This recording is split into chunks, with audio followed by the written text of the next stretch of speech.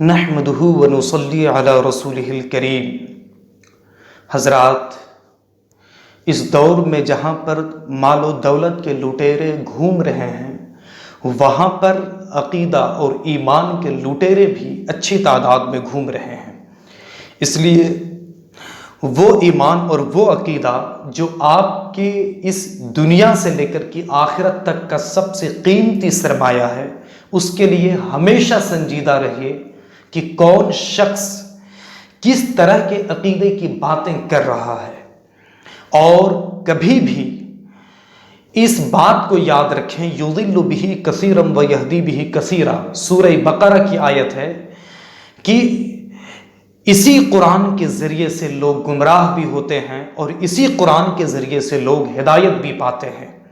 لہٰذا صرف قرآن کا نام سنتے ہی آپ ان کی بات سننا شروع مت کر دیجئے،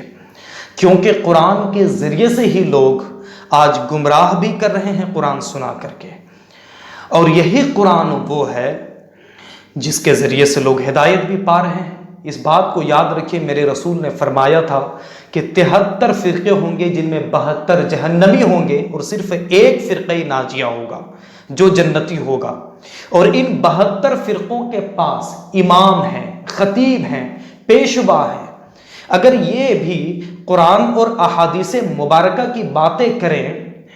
اور یہ جو جہنمی ہیں اگر وہ ہم کو جہنم کی رہبری کریں اور سہارا قرآن و حدیث کا لے لے، تو کیا ہم سنتے جائیں گے؟ ایسا ہرگز نہیں ہے۔ آپ کو یہ جاننا اور سمجھنا ہوگا کہ فرقہ ناجیہ اور سنیت و سنت اور جماعت صحابہ کے طور طریقے پر چلنے والا امام و خطیب کون سا ہے، آپ کو ان کے پیچھے چلنا ہے اور ان کے ذریعے سے قرآن و حدیث کے پیغام حاصل کرنے ہیں۔ میرے سامعین و ناظرین، حضور پاک صلی اللہ علیہ وسلم کے علم غیب کے حوالے سے میں قرآن پاک کی ایک آیت کوٹ کرتا ہوں، سورہ آل عمران آیت کا نمبر 172۔ خدا فرماتا ہے کہ اللہ کی یہ شان نہیں ہے کہ وہ تم عام لوگوں کو غیب کی اطلاع دے، لیکن اپنے رسولوں میں سے جنہیں خدا چن لیتا ہے انہیں علم غیب بتاتا بھی ہے۔ اسی کو قرآن نے کہا ہے وَلَٰكِن یجتبی کا معنی چن لیتا ہے، جنہیں چن لیتا ہے۔ اب اس آیت کے 2 پارٹ ہو گئے۔ پہلے پارٹ میں کہا گیا کہ اللہ تبارک و تعالیٰ یوں تو عام لوگوں کو غیب کی اطلاع نہیں دیتا، اور دوسرے پارٹ میں کہا گیا کہ اپنے رسولوں میں سے لیکن جنہیں چن لیتا ہے انہیں غیب کا علم بتاتا بھی ہے۔ اب سوال یہ ہے کہ کیا میرے رسول صلی اللہ علیہ وسلم ویسے چنے ہوئے اور میرے رسول صلی اللہ علیہ وسلم کے چنندہ ہونے کی حیثیت ویسی ہے یا نہیں ہے کہ رب تبارک و تعالیٰ انہیں علم غیب عطا کرے؟ تو آپ ایک بات یاد رکھیں کہ سارے رسولوں میں سے سب سے افضل، سب سے اعلیٰ میرے رسول پاک صلی اللہ علیہ وآلہ وسلم ہیں، اور آپ کے چنندہ ہونے کی حیثیت اتنی بڑی ہے کہ خود آپ کا لقب مجتبی ہے، یعنی چنے ہوئے رسول۔ تو جب ان کا لقب ہی مجتبی یعنی چنا ہوا ہو گیا، تو چنا ہوا ہونے کی جو حیثیت ہے وہ سارے رسولوں میں سے سب سے بڑی حیثیت ہے میرے آقا صلی اللہ علیہ وسلم کی۔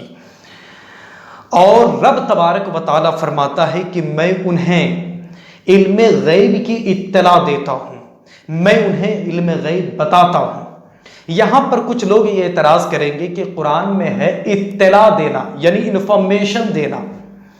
نالج دینا نہیں ہے، علم دینا نہیں ہے۔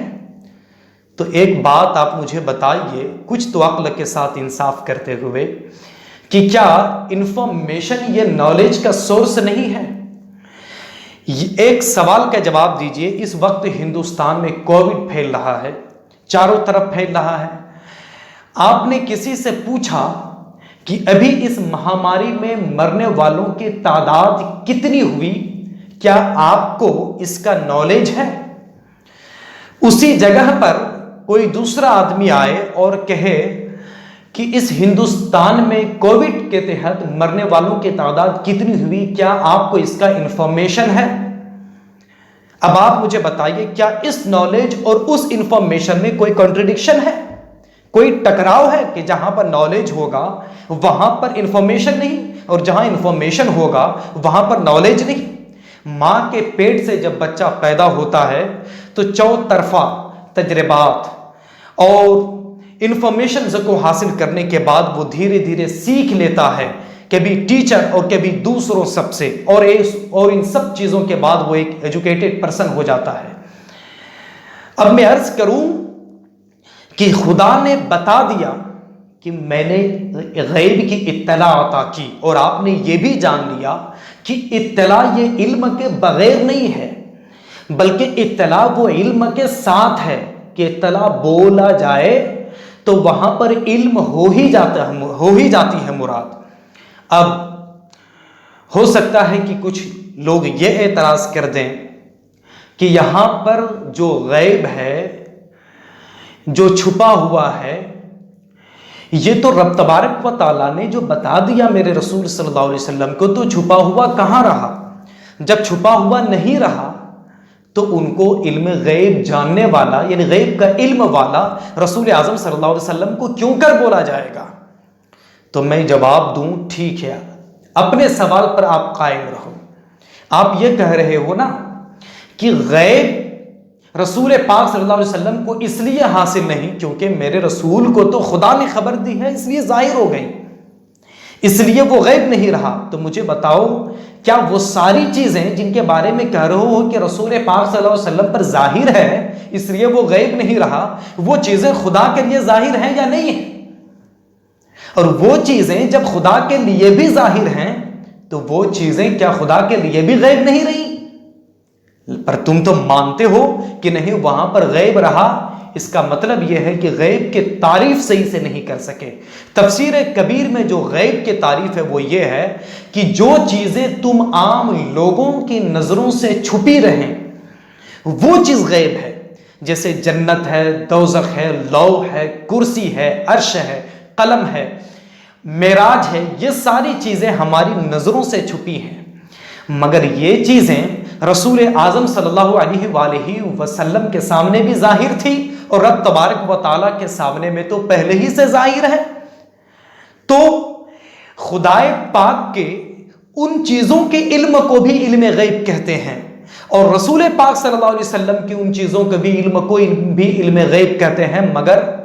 جو غیب کہا جاتا ہے وہ خدا و رسول کی وجہ سے نہیں بلکہ وہ ہماری نظروں کی وجہ سے، کہ وہ ہماری نظروں سے چھپی ہیں، اور جو بھی اس تعریف کو قائم نہیں رکھے گا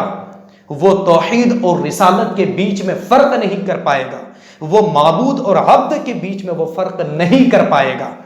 کیونکہ اگر وہ رسول کے لیے انکار کرنے پر معاذ اللہ علم غیب کے انکار کرنے پہ آئے گا اور کہے گا کہ خدا کے بتانے کے بعد تو چیزیں ظاہر ہو گئی، تو یہ سوال تو رب تبارک و تعالیٰ کے لیے بھی ہو جائے گا، کیونکہ خدائے پاک کے لیے تو پہلے ہی سے وہ چیزیں ظاہر تھی۔ اب آگے کی بات میں اور کرتا ہوں کہ تم مجھے بتاؤ، قرآن پاک نے کہا کہ وَلَٰكِنَّ اللَّهَ يَجْتَبِي مِن رُّسُلِهِ مَن يَشَاءُ، کہ اپنے رسولوں میں سے جن پر خدائے پاک کی مشیت ہو جاتی ہے، خدا کہتا ہے کہ اپنے رسولوں میں سے جن پر میری مشیت ہو جاتی ہے انہیں میں علم غیب بتاتا ہوں۔ تو سوال تو خدا کی مشیت کا آ گیا نا، خدا کی قدرت کا آ گیا، اور خدا کی قدرت و مشیت کا حال یہ ہے کہ قرآن کہتا ہے انما امرہ اذا اراد شیئا ان یقول لہ کن فیکون، کہ خدا کا کام یہ ہے کہ جب وہ کسی چیز کے بارے میں چاہے، کہ کسی چیز کے بارے میں چاہے تو کہے کن، ہو جا، تو وہ چیز ہو جائے، وہ چیز ہو جاتی ہے۔